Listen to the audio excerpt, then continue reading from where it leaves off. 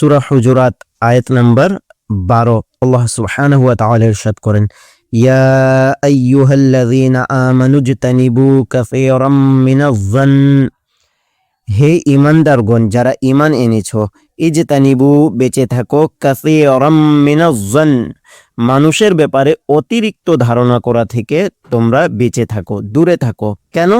ইন্না বা'দাজ-যন্নি ইসম, কেননা অনেক সময় মানুষের ব্যাপারে ধারণা যা আমরা করি সেগুলো ইন্না বা'দাজ-যন অনেক ধারণা এমন হয়ে থাকে যেগুলো ইসম গুনাহ হয়।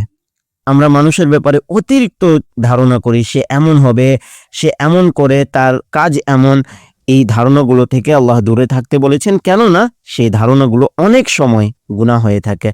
তো আমরাও আল্লাহ সুবহানাহু ওয়া তাআলার এই আদেশের উপর আমল করব এবং মানুষের ব্যাপারে ভুল ধারণা, কুধারণা করা থেকে বেঁচে থাকার চেষ্টা করব, বরং বেঁচে থাকবো ইনশাআল্লাহ।